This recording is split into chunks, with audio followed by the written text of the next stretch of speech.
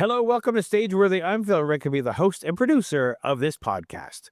Stageworthy is Canada's theater podcast, and on Stageworthy, I talk to people who are involved in Canadian theater, from actors to directors to playwrights to stage managers to producers and more. If they're involved in Canadian theater, I'm going to be talking to them. Some of the people I talk to are household names, and the rest are people I really think you should get to know. Before I talk about this week's guest, I do want to remind you about my Patreon. I can't do this show without the people who've chosen to back this show on Patreon. I give this show, you're listening to this show for free without ads. But even though the show is released for free and you can listen to it for free, it still costs money to make the show. It costs money to have a website, to host the audio files and distribute them to all the podcast platforms. Editing software costs money. Image editing software costs money. And transcripts, which I know I didn't have for a while, and now I've added them back. Transcripts cost money, and quality transcripts cost money. I'm currently involved in adding transcripts to as many of the back episodes as I can, so make sure that you're checking that if you missed those. All of these things add up. And for most of the history of this show, for 9 years of the history of this show, I put all of my money into doing all of these things. And now I have a Patreon, and there are some wonderful people who care enough about this show, who want to help me make it, who have backed this podcast on Patreon. And I can't do this show without them, but we're just scratching the surface because we're only just covering the cost of all the things I just mentioned. And we're not even talking about covering the cost of my time for doing all of this, for booking artists, doing the interviews, booking the artists, researching the artist, talking to them, editing, and all of the work that goes into preparing this podcast. That is all unpaid labor at this point. So if you want to help me to make this show, please go to patreon.com/stageworthy and become a patron. Patrons get early access to episodes. We'll have some robust conversations about issues that are facing, some robust conversations about issues in the theater, about theater in general. And so if you want to be part of that and you want to help me to make this podcast, go to patreon.com/stageworthy and become a patron. I would be forever grateful to you. My guests this week are Rebecca Northan and Bruce Horak from Spontaneous Theater, also essentially the leaders of, I guess, two of the leaders of the Goblin Empire from Goblin Macbeth, which is currently at Centaur Theater in Montreal. If you're in Montreal from now until March 22nd, you want to see Goblin Macbeth. I don't want to wait any longer. Here is my conversation with Rebecca Northan and Bruce Horak.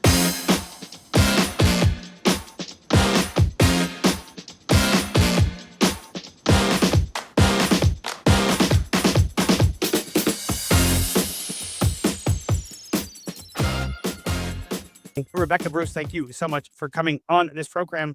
Goblin Macbeth, you are preparing to do that at Centaur in Montreal. And this is a play in which three goblins have discovered the complete works of Shakespeare and have decided to put on a production of Macbeth. How did this idea come to you?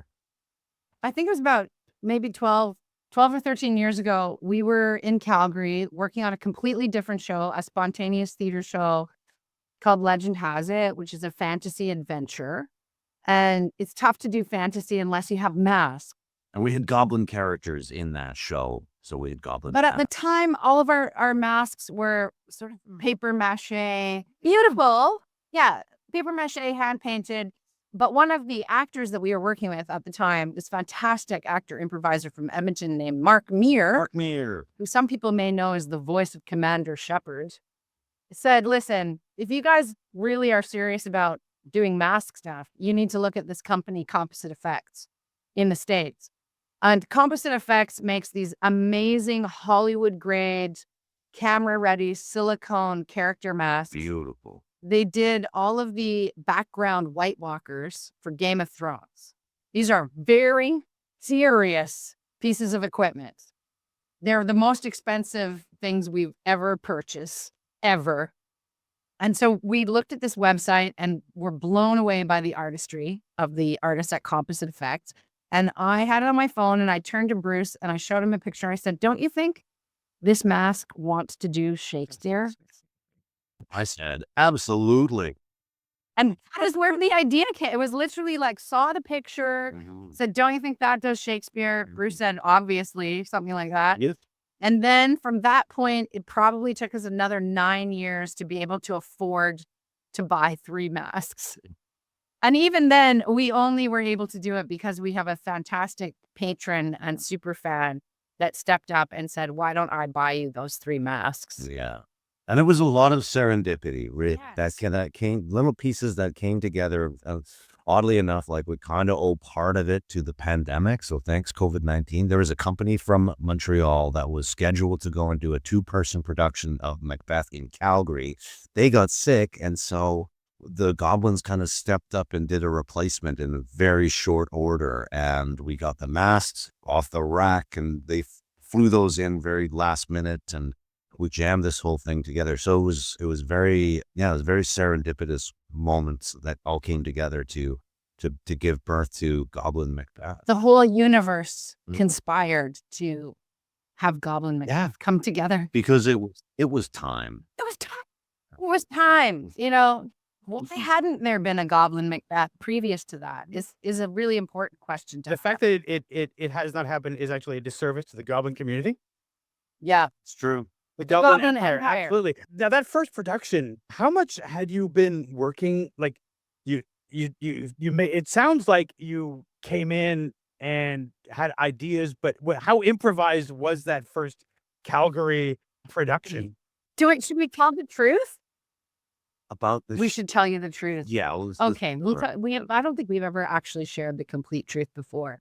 And that is that because we were this emergency replacement, at the time that the phone call came in saying from our friend that runs the Shakespeare company saying, I've lost Macbeth Muet, what am I going to do? When the pieces came together of, okay, we can get the masks. At the time that we knew that I was in Montreal teaching at the National Theatre School. Ellis was in Calgary. I was in Milwaukee, Wisconsin. Yeah. So we had this like emergency Zoom meeting. This was in February of 2022 when this was all happening. Yeah. And we said, okay, we're doing this. Bruce and I already had a very cut down version of Macbeth because we had worked on the play before, both as a comedy and also as artists in residence in elementary and junior high schools. We really knew this play very, very well. Mm-hmm. So we cut it down. Bruce and I finished our various bookings, flew back to Stratford where we live, and we had 6 days together in the rehearsal hall to throw these things together. Then we flew to Calgary and had a day and a half with Ellis, who's the musician, to add music to everything we did.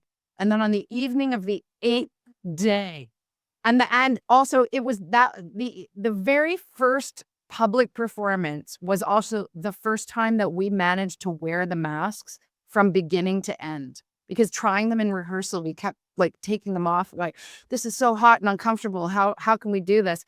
And so we put the whole thing together in 8 days, 8 very panicked days. And right before we went to step out on stage, we're in our masks and I'm standing with Bruce and I said, are we about to go out there and humiliate ourselves? And I said, only one way to find out. Obviously, you didn't humiliate yourself, but you've been doing this show now for a while, on and off at various locations. Yeah. 4 years now. 4 years. How much? Mhm. I mean, there is a spontaneous, improvised aspect to the show, but how much has it changed in your understanding of it from that first production to now? I think it probably 40% of it has changed. And that's because we have learned a lot along the way. After that first production, we kind of went back into rehearsal. And when we took it, I think especially when the show went to Bard on the Beach in Vancouver, and Rebecca sat out as director and Colleen Wheeler stepped in. So there was a lot of changes in there. And we worked with D. Paul Gibson and the text work. His proficiency with the Shakespearean text, especially making it really clear. To me, that's where it felt like the show took a huge leap forward. And then in every production since, we make adjustments not only for the space that we're in, so the staging will change, but little bits and pieces that, might be a contemporary reference here, there, or whatever. And then on the night, because the goblins don't really understand the idea of a fourth wall, so they'll interact and play with the audience that happens to be there on the night. Yeah. Not that I would call this an improvisational show, but the room is very alive, and Where the goblins are responsive. They're the responsive. beauty of live theater and coming to a live event is like it's there, and it's only going to be there now, which is It sounds a little bit like the interaction with the audience is sort of like so a production that a clown might do, where there's the freedom to the audience reacted to that. Now I react to the audience's reaction, and we go from there. How close is the work of the goblins to the work of a clown? That's such a wonderful question. I would say pretty close. Bruce and I have both studied with John Turner and Mike Kennard, who are also known in the world as Mump and Smoot, Canada's greatest horror clowns. And we've also studied with Karen Hines, who is based in Calgary now and works with One Yellow Rabbit, but she also has a wonderful bouffon character named Poxy, who's been around forever. And so I'd say that the goblins kind of straddle the world of clown and bouffon. Do you think that's fair? I would say. Bouffons are a little bit dark and edgy and dangerous, and the goblins splash around in that pool A little bit, yeah. a little bit. The masks are obviously not like one wear masks. They have to be reused because they're so expensive. It's not like you can like tear it off and it's gone. How quickly do you get in and out of the masks these days? They're very fast to put on. It's a single piece, and so it's a bit like putting on a balaclava, But yeah, they're very warm. They don't breathe, and It's like being in a sauna. They slide off. They slide off at the end. It's a little bit sticky to put on, and they slide off at the end. They're incredible pieces of wearable art. Bruce, which is more difficult to put on, a goblin mask or a mask the mask they put on you in Star Trek? Oh, Star Trek, hands down. 3.5 to 4 hours of With a team of Oh yeah, they're doing it for you. people and they're spray painting it on, and yeah, there's so much work on those. I remember hearing that Nana Visitor had to play a Cardassian in one of the Deep Space Nine episodes and only did it once because she was so claustrophobic. Was that one of the issues that you had when you were first like trying on the masks? You mentioned how you'd never done a performance of the mask on. Was it claustrophobia or was it just they were just too hot? They're really, really hot. And also, I think our initial masks were a bit large because the ones that we're wearing now are a little bit tighter, and so it's easier to speak through them. But we really had to get used to this in a way actually helps with the text, but you really have to push your words out through the masks. And Enunciation. Yeah, they do have some articulation, but you really have to use your face yoga. I'm not a claustrophobic person, but the first couple times I put the mask on, I started to creep up on that for sure, because initially I had not the eyes of the mask, for just in terms of how they fit the shape of my own face, were really like, I felt like the mask was trying to pop my eyeballs out of my head. So that was tough. So, but then I figured out like we could just trim them a little bit, and that made everything better. I can imagine. Rebecca, you have spoken about, with your show Blind Date, you've spoken about how the red nose acts as it's the smallest mask. It acts as a mask on the stage and lets the audience know that even though this is a date, this is all fiction and all this sort of thing. I mean, that's mask work, but this is like mask work to the extreme. What did you learn from Mimi that has allowed you to more embody a goblin through mask? I think that probably the biggest influence in terms of how Mimi, my experience with Mimi tracks into the goblins, is around just direct close-up interaction with audience members. Because the goblins arrive through the front door of the theater and walk into the lobby looking for a venue and talking with audience members, that's not a typical relationship between performer and audience, to be that close and to be really side by side in the same liminal space as a lobby space and then discovering the theater. So Yeah, I think that's probably the biggest one.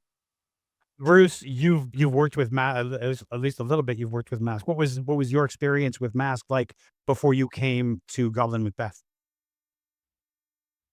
Oh, going like way back to college, yeah, and working with mask stuff, which I adore it. I love the transformative nature of the mask and how it takes over the whole body. Yeah, and just disappearing. We've said this before. I don't ever want to have my real face on Oh, stage. no. It was so much fun. Yeah, It's so much fun. And the permission to play and and become a also creature. friends and family. Well, there's some friends and family that won't come at all because they're so creeped out by masks. And then other really good friends who've come and said, don't talk to me because they can't tell that it's us and they can't tell us apart either, which is a great thing. I mean, there's certainly a lot of freedom to Really. that. I certainly also understand the audience. Sometimes your friends, family, they've come to see the show. They don't want to be harassed. We never harass people. We take great care of our audience. We couldn't do what we do without an audience. So we were sort of trained to treat the audience as our very best house guests. Well, care for the audience is something that you've done from Mimi, right? You learned how to take care of your audience members doing that.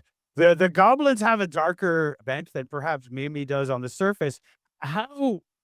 What it like when you're being the goblin creature, how are you caring for the audience? Well, I think there's a great deal of appreciation that the goblins come to in having an audience, because this notion that they don't really understand why one human would get up on a stage and pretend to be somebody else in front of a group of other humans. And so the attempt to do Shakespeare is to figure out why we do this. And yeah, it's that realization that we need an audience. And so that appreciation and that care for the audience is fundamental to it. Although might cross a line here Well, there. I think also we take care of them by being honest with them in every interaction and being curious about them. The goblins arrive very curious about humans and open to discover what these creatures are all about. Are there things that you've discovered about the relationship between audience and actor as you've been interacting with audiences as goblins over the 4 years of producing and doing this show?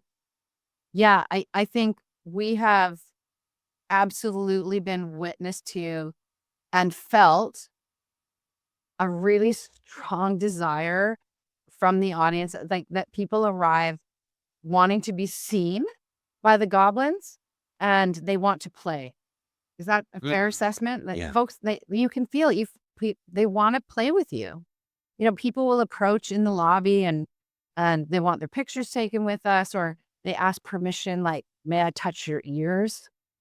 Yeah, and the moments in the show where we directly address the audience, like they're very open to it, and in a way that, having done a lot of audience interaction in the previous shows, they're receptive to these creatures. Yeah. And just the willingness to like drop the cynicism. It's quite delightful, and it seems like we were mentioning this before. It's like, yeah, it is time. Like, it just seems so obvious that the goblins like this niche somehow, and maybe it is, maybe it's a culture of cosplay that's become more predominant. Maybe it's the rise of AI. Yeah, And that when you go on the internet, you don't know anymore what is real and what is not real and what's fabricated and what's an image spit out by an algorithm. Well, there is not a moment's hesitation or doubt when a goblin is standing in front of you like that. This is really happening right now in real time. This is not artificial intelligence. This is authentic intelligence standing right in front of me. I think there's also the aspect of one of the things that I've noticed since the pandemic is audiences are hungry for experiences, something that they can say that they had an experience that wasn't like anything else. People will go and see projections of artists on giant walls and things like that, and they enjoy that, but they are hungry for experiences where it's something new and strange in a room. And goblins are obviously that. I think so. yeah, it's very unique. It's a very unique I show. also wanted to talk a little bit about about the fact, because when I started to hear about AI being used in television and film and that sort of thing, I immediately said, well, then theater is the only thing that audiences will be able to trust is real. I agree with you. Like completely separate from the goblins, Bruce and I do a lot of work that's based in improvisation. We, outside of our theater practice, we also teach corporate workshops. And at some point we'll write a book. Like I'm really obsessed with taking improvisation and kind of spinning it into, just as I said earlier, authentic intelligence. And so what does authentic intelligence require or demand of you? And we say that the best life, you want spice. You want spice in your life. And what does that mean? Spontaneity, play, intuition, curiosity, and empathy. And here's the thing about those, is that five? Those 5 ingredients, those 5 spices, as it were. Spontaneity, play, intuition, curiosity, and empathy are uniquely human. No algorithm can do that. They can simulate something that seems like it, but it's not going to be genuine. So someday we'll launch a school and we'll teach people how to get more spice in their life and how to really celebrate authentic intelligence. And come to live performance because it's the only thing you're going to be able to trust.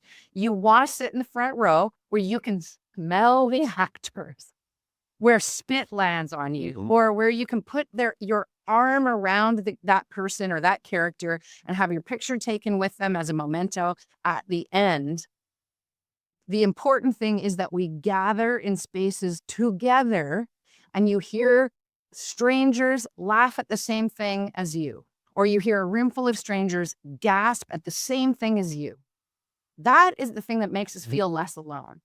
Artificial intelligence, when you're stuck behind your monitor, and I realize the irony of that is that here we are doing this over the internet. There are little moments and pockets of magic in technology, but I think that we really do understand that technology and the rise of artificial intelligence is dividing and isolating us, which is really a great way to make you a consumer. But that is a massive topic and one that we probably don't. Sorry. I would happily discuss that, but we probably don't have time to get into that. We don't have time. We don't have time for that. But I can say that the antidote to artificial intelligence is authentic intelligence, and you're going to experience that sitting in a room with a bunch of strangers. That by the end of it, you've come together on something. That's thrilling. Yeah. That's life. I've always said, I think that audiences, even if they're not in the front row, they still can feel the reality of the people in front of them. Yeah. Oh, yeah. I've always said, I had a friend at work and they're not my day job, they're not a theater person. And they couldn't understand why somebody would choose theater over film.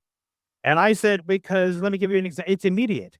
If you're watching a movie and somebody gets hit, okay, fine. If you're in a theater and somebody gets hit, the entire audience will gasp. It is a complete different reaction because everybody feels the other beings in the room, both on stage and off. And there's nothing else like it. Yeah. The end. The goblins are moving to the Goblin Empire is expanding its knowledge, its experiment into Greek tragedy with Goblin Oedipus. How did that come about? And why Oedipus?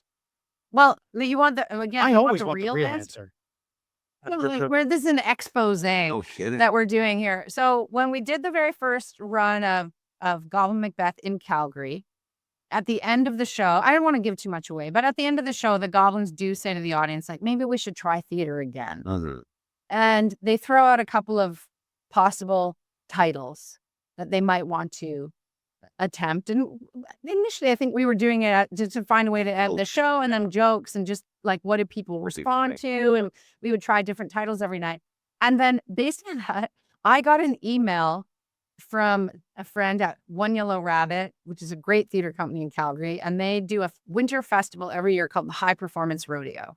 So the programmer of the High Performance Rodeo reached out to me and he said, I haven't been able to get over there to see Goblin Macbeth yet, but is it true that you're going to do Goblin Streetcar Named Desire? Because if it's true, we want it. And so I, of course, immediately did a quick Google search to say, like, could we possibly get the rights to do a streetcar named Desire? There's no way. There's absolutely no way, no way, no way. So I wrote back and said, well, we can't get the rights, but we are talking about doing Goblin Oedipus, which was not like, we just sort of, it was an off the cuff joke. And so he wrote back and said, great, we want to buy it. And so because we had a buyer, we had to create the show. And so in the Goblin universe, the logic is that after trying Macbeth, the goblins, who have now become a little bit enthralled with theater, decide, well, we should go back to the roots of Western theater and see what there is to be discovered there. And so that's how they end up doing a bit of a Goblin deep dive on Greek theater. And so we wrote it. And we did it. We did a workshop run, I guess you could call it. We did 6 performances at the High Performance Rodeo. And based on that, the Stratford Festival and Bard on the Beach said, well, we'd really like to buy Goblin Oedipus as well now. And so, well, then we just really had to commit to doing it and making it even better. Careful what you joke about. Yeah, careful what you for joke sure. about. In terms of the creation of this show, we talked about the creation of Goblin Macbeth and how that went. What was different or similar about the creation and putting together Goblin Oedipus? Well, we started with an excellent text. So with Oedipus, we were able to get permission to use John Morell's adaptation of Sophocles, because Bruce and I knew John Morell when we were young artists. He taught you when you were at Mount Royal University. Yeah. And he directed us both at Shakespeare in the Park as very young artists. So we were able to go to his family and say, do you think we could have permission to do a Goblin treatment on John's Oedipus? And his daughter wrote back and said, I think Dad would have loved for the Goblins to do something with his Oedipus. And so starting with a really amazing text and really applying ourselves to speaking heightened text and bringing truth and gravitas to it, same as Shakespeare.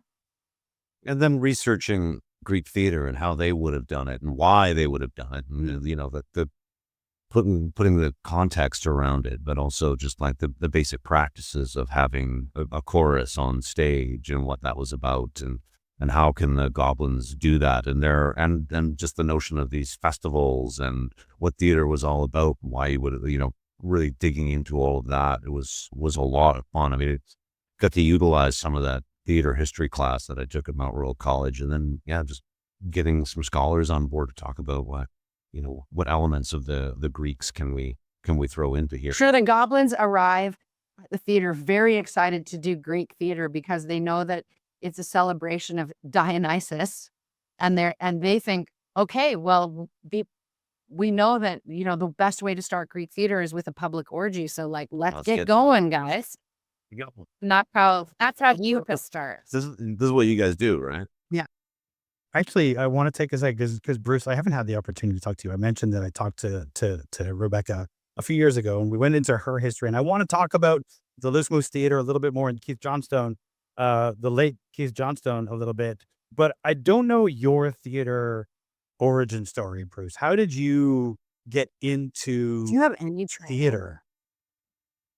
How did I get into theater? Well, my dad was a high school English teacher, and he also taught drama. So my brothers and I'm the youngest of 4 boys, and so we would often be doing shows, and Dad taught us improv, and I got the bug pretty early on. I initially wanted to be a playwright, and I ended up working at Alberta Theatre Projects for a year, reading scripts and running around backstage and kind of learning all the nuts and bolts of do theater. And when I kind of seeking a career in becoming a playwright, I got accepted to McGill University to go into their playwriting program. And one of my mentors said, well, why don't you just think about going to Mount Royal? Because it's a shorter program, it's 2 years, and you'll get to do everything.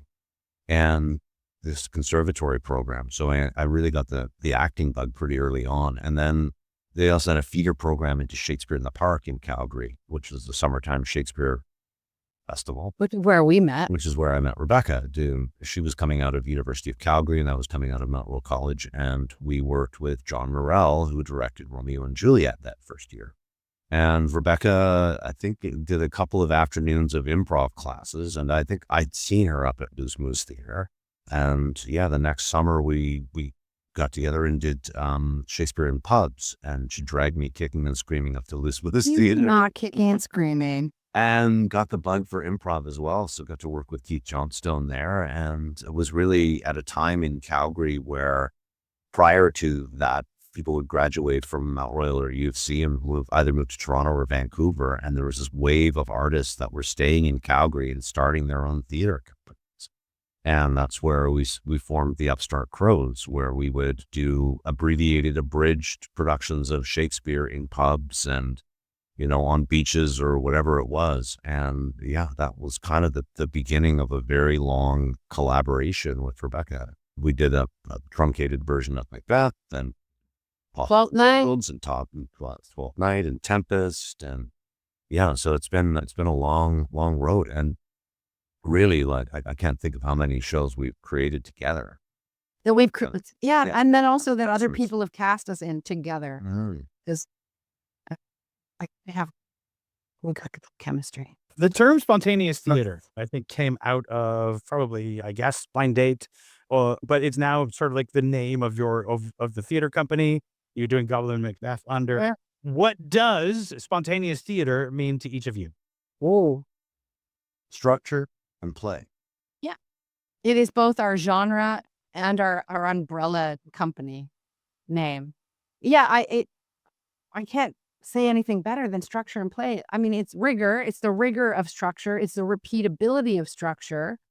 And then the permission for total play and spontaneity that comes out of it. So we really try to sit at the intersection of structure and spontaneity. You've also kind of, I get the phrase that Rebecca, you've used is sneaking improv through the side door at some of the mainstream theaters. Because I mean, not just doing Goblin Macbeth at Stratford, Goblin Oedipus at Stratford and other places, but also a Murder on the Lake at Shaw. I just have to these are things that, first off, Murder on the Lake is not the kind of thing that I would have thought that the Shaw Festival would do. I agree with you 100%. We could not believe it when we got invited. Yeah. So they came to you to create the show? Yeah. Tim Carroll, the artistic director, we had met him probably 5 or 6 years prior to that, and he had seen Blind Date. But he also used to have a company in England that would mix theater and improvisation together. So, meeting Tim Carroll was like meeting a kindred spirit who's about 1,000 times smarter than us put together. Like, the guy is a genius. And so Bruce and I went to a general audition just to try to get in the room with Tim Carroll. Do you like us? Would you pick us? Are we weird enough for you? And I think then he saw Blind Date and he sort of went, oh, you guys are interesting. And then we were working on another ridiculously pitched show that we were workshopping at the Stratford Festivals, Undiscovered Shakespeare, where we take an audience member's real life love story and turn it into an improvised play in iambic pentameter, fully improvised. So Tim Carroll came to see that and was like, you guys are bananas. What do you think of coming to the Shaw and doing what you do with an audience member? Would you like to do a murder mystery? And Bruce and I had previously done a murder mystery already called Undercover, where we get an audience member to be the detective. And so Tim Carroll came to us and said, do you want to do this? And we said, well, actually, we have an idea for a film noir thing that we want to do. And for whatever reason, it didn't seem like that was going to be a good fit. And then he came back to us and said, what do you think of the title Murder on the Lake? And we Great. So the title was his idea. And it's pretty great, when it's the artistic director suggesting a title and opening the door to you. The only thing to say is, yeah, absolutely. But then to take actors, because I talked with Virginia Griffith last year. Oh, she was talking about how she didn't have an improvisational background, and she was kind of unsure how to approach this? And I'm sure she wasn't the only one in the cast who kind of needed a crash course in spontaneous theater. How how did you how did you manage to teach that in short order?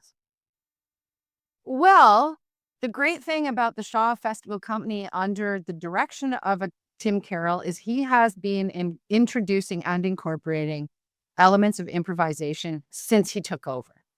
He's done all kinds of improv-based projects. Androcles and the Lion had audience participation and improvisation. The Game of Love and Chance, which is a project he brought me in as an actor to do, had, gosh, we didn't even learn the lines. It was all completely improvised, and we would have different parts every night. So the core company of the Game of Love and Chance, when Tim Carroll said, would you come and do your style of theater, do a murder mystery, Murder on the Lake? I said, yes, if I can use as many as of the same actors from the Game of Love and Chance in Murder on the Lake. So everyone came with varying degrees of experience and facility and comfort. And then we had this nice long rehearsal period where we could say, look, here's the structure, here's the narrative, here are the characters. And then here are the kind of rules of engagement in how we surround, take care of, and uplift the civilian that we invite on stage to be our detective. And then the added piece to that is the friends of the festival at the Shaw. So the volunteers who willingly signed up to let us try stuff with them and on them while we were in rehearsal. We could not have built Murder on the Lake without the Shaw Festival volunteers, allowing us to make mistakes in a safe space without an audience was how we all figured that show out together. And the other thing is, this is the beauty of structure and spontaneity, is when you bring a professional actor in. So going back to someone like Virgilia, who is an unbelievably talented, like emotionally truthful, deep actor when it comes to text, is just saying to her, the work is no different. Like, you're going to create a character with all the emotional truth that you take to anything that you do that's scripted, and then you're just going to respond. And you already know how to do that as an actor because you're a wonderful listener. You're so emotionally truthful. And the other thing was so great about Virgilia is she takes huge risks. And so she would take big swings in rehearsal, and it would allow us to go like, whoa, that was an amazing offer. Too big, pull it back. Or, different world. And so it was incredible to watch her. Sochi Freed was another one. Actually, everybody in the cast of them kind of calibrating what they know from scripted work, bringing it into the world of improv. And then I think it also, the blending of the cast of people with improv experience with amazing Shaw Festival ensemble actors was that it also requires that people with an improv background to step up as actors and not kind of like be lazy comedy club improvisers that sit on the outside of things looking in and commenting and looking for jokes, but going like, no, I have to stay inside it and play the emotional truth of a moment with my fellow actors and an audience member. It was a thrilling process. I can't believe that we do improv-based work in mainstream theaters, and in particular at the Shaw Festival and the Stratford Festival. If I could go back in time to the basement of the University of Calgary, or to Bruce and I, that first summer, 1996, Shakespeare in the Park, and say, hey, however many years from now, you guys are going to be doing improv-based work of your own creation at these main huge festivals, I wouldn't have believed it. Well, and I've been reading about them in my theater history class, with the Shaw and the Stratford festivals, like foundations of Yeah, Canadian. I think you're never going to get there. Hell, there's no way. It's on the other side of the country, but it's like it's got this kind of mystical reputation about it. And yeah, we find ourselves on those spaces, and yeah, we'll just kind of look at each other every day and think, wow, like, You want to get the badge. was it? You want to get the badge for your actor sash, like The fact that we don't have those, we don't get like a Scouts badge, sash, where you can put your badges on it. Because if you were to walk up to somebody and say, I did improv at the Shaw Festival, they would not believe you. No. No, the other thing that was amazing about being at Shaw is that a goodly chunk of their audience had never seen that kind of improv course. before. So they were really blown away. They couldn't believe it was improvised. It meant that the skeptics came back 2, 3, 4, 5 times. I mean, there was a woman that saw the show 9 times. That's pretty incredible. That's incredible. Yeah. Really? I know that you did a run, you're tired. I want to close in just a couple of minutes, but I do want to make sure that we touch on Keith Johnstone and Loose Moose Theater Company, because we lost Keith in 2023. But he had a huge impact on improv in Canada. He's called one of the pioneers of improv. What was his impact on improv in general and on the two of you? Well, I mean, Keith has had a global impact. He started out at the Royal Court Theatre in London as a script reader. He was friends with Samuel Beckett, if you can believe it. And his work, the sort of genesis of his work, came from sitting in rehearsals at the Royal Court Theatre and getting curious about how could he help scripted actors be more present.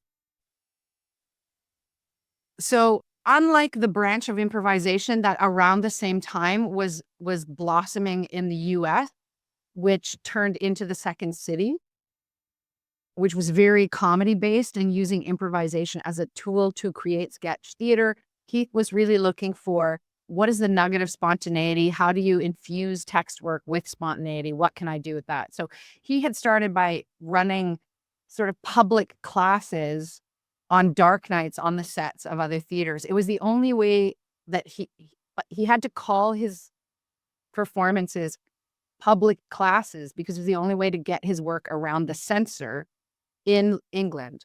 So in the late 50s, early 60s, the public censor was still active. So nothing legally was allowed to show up on a stage in London, lean this way, without permission and sign off from the censored. But he got away with it by saying, I'm holding public classes. At some point in the 70s, 73, I think it was, 72, 73, he was invited to Canada to teach at a university. I think initially University of Victoria, and then he moved to the University of Calgary. And there was an original group of students would meet at his place on the weekends in his basement. Imagine today a professor saying, do you want to come to my basement and work on some stuff? And that original group of students turned into the Loose Moose Theater Company and pioneered his original format, theater sports. Theater sports is now played around the world in 47 different countries, in 17 or 18 different languages. And it's one of the largest global networks of improvisation in the world. Probably on par with like the Applied Improvisation Network. So that's a little sort of history of Keith Johnstone. But I think it's important to say that the nugget of the work was never about generating comedy. It was about spontaneity and immediacy in the work, whether scripted or otherwise. And so I started at Loose Moose when I was 16. I knew I wanted to be an actor. I had been in some plays, and then suddenly I met this very odd British man in a parka. I thought he was the janitor. And I ended up at Loose Moose through the high school theater sports tournament, and I just never stopped going. I had 3.5 years of Loose Moose under my belt before I went to university. And so that's absolutely foundational. What did that kind of for me. experience with like that kind of the spontaneous and improvisational theater give you as you went into theater school? A bad reputation. Because, in the 90s, improvisation was at that time like really almost frowned upon by serious actors and thought of as quite separate. It's not that way in Europe, The Europeans, it's very much a partnership. Where does one end, the other begin? But very separate. So I was that improv chick all the way through university. Even in my first several years out of school, mainstream actors would say like, improv chick, like, how are you going to be able to handle? Are you going to memorize your line? And I would say, I don't know. This is a spontaneous conversation we're having. Can you handle it, or do I need to script it for you? Yeah. But I think that, my time at the University of Calgary, I had Keith was a professor there, even though I was not allowed to take his classes because I'd had enough exposure to him. His office was right next door to my Shakespeare professor's office. And on her door, she had a Hamlet quote, "The readiness is all." And in response, Keith put the only thing on his door was, "Don't be prepared." And I think I've spent my entire career trying to like fit between the two doors and marry those two ideas of Shakespeare, improvisation, readiness, Mm. unpreparedness. Bruce, you mentioned being dragged kicking and screaming to the Loose Moose, though Rebecca suggests maybe you weren't kicking and screaming. What was your experience No, at the Loose Moose and with Keith Johnstone? well, I do remember going when I was fairly young. I mean, it was on the other side of Calgary, way up in the northeast, and I was the southwesties, so it was difficult to get up there. And my dad, being an English teacher, he actually took a sabbatical at the U of C, which is probably where he met Keith. I would wreck him. But yeah, Loose Moose just had the reputation as like the place to go on a Sunday night to go and see theaters. And I was pretty young the first time I went up and saw it. Those Moose always had like the audience everybody else wanted because 18 to 30-year-olds were lining up to go to Loose Moose. The lobby had a popcorn machine, and it didn't feel like going to theater. It was an event. It was something else. And the drive home was like 40 minutes down Deerfoot or whatever. And you would just talk through the whole show afterwards and talk about all the scenes. Oh my God. And then when they did this and then for days afterwards, just, talk about what had happened. And so improv really got into my blood pretty early on. And it was my grade 10 drama teacher, Diana Zarich, was a student of Keith's, and she taught improv classes when I was in grade 10. And we had like a lunch hour improv team and the Calgary High School Improv Festival and all that. So it was really very early on that I got into it. And honestly, when Rebecca brought the upstart crows up there to take some classes, like it was really thrilling because I had a ride to get up there. Oh my God. But also the classes were free. Like you'd show up like 2 hours before the show and you get an hour-long free class, and then you could potentially be on stage that night. There's no other place in the country that does that. Well, the other thing that was like really like in the air at Loose Moose, in the early 90s was that the kids in the hall came out of Loose Moose, right? So Bruce McCullough and Mark McKinney, we just missed them. They had just like in the sort of like back end of the 80s had left to go to Toronto and got Kids in the Hall going. Or like Norm Hiscock, who left and went on to be the head writer on Brooklyn Nine-Nine, or Veena Sood, who moved out to Vancouver and has an incredible film and television career. These people started at Loose Moose. Yeah. So that was, there was like, you could almost get drunk. That sort of The vibe of the vibe of the electricity of young audiences were coming, and the kids in the hall came out of this, and if they came out of this, what might happen for us? Yeah, absolutely. And just in closing, I wanted to return to the Goblins for a moment. Goblin Macbeth at Centaur Theatre in Montreal, Goblin Oedipus in future productions. Do you see the expansion of the Goblin Empire? Do you see the Goblin cinematic universe, so to speak? Like, how far do you see the Goblins going? And do you see any end to your fascination with Goblins, their Goblins' fascination with theater? Well, they definitely have more ideas, more projects in the chute. I don't know what we can talk about. We have There- two more lined up. Okay. One is, we can't tell you what it is, but what we can say is that after Goblin Oedipus goes to Bard on the Beach this summer, Summer 26. so in summer 26, it's going to play from July till the middle of September. And then the Goblins are going to be very busy creating a show that may or may not be linked to a certain very popular winter holiday. And that's all I can say. Fascinating, exciting. That's amazing. And then after that in 2027, I'm knocking wood, Mhm. if a particular board of directors can be convinced by a particular artistic director, there may be a fourth chapter in the Goblin incredible. universe. That's incredible. Rebecca, Bruce, thank you so much for joining me. I really appreciate it. And hearing about Goblin Macbeth and seeing how it's gone and seeing the expansion, it just, as a fantasy nerd, somebody who grew up with role-playing games and that kind of thing, Yes. it's amazing stuff. Yes. Thank you so much for this. Thank you for listening to this episode of Stageworthy. A little housekeeping before I get to who my guest is next week. If you're watching on YouTube, make sure that you like the episode, give a little comment so that I know that you were here. And if you've been enjoying the episodes that I post on YouTube, make sure that you subscribe and hit that bell icon so that whenever a new episode is released, you will get a notification that a new episode is available. If you're listening to the audio-only version, make sure that you are subscribed to the podcast. Go to your favorite podcast app, search for Stageworthy, and hit the follow button.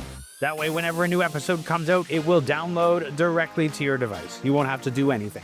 And while you're there, it would be great if you could leave a rating and a review. Ratings and reviews help new people to find the show. A lot of the podcast apps are powered by algorithms. And so the more reviews and ratings that are given to a podcast, the more the more they go up in the algorithm. And so if you like this show, please consider leaving a rating and review. You would help out a lot. Let's talk about next week. My guest next week is Alexis Eastman. Alexis is a Toronto-based creative producer, and I had a fascinating time getting to know Alexis and the work of a creative producer, and so I can't wait for you to hear that conversation next week on Stageworthy.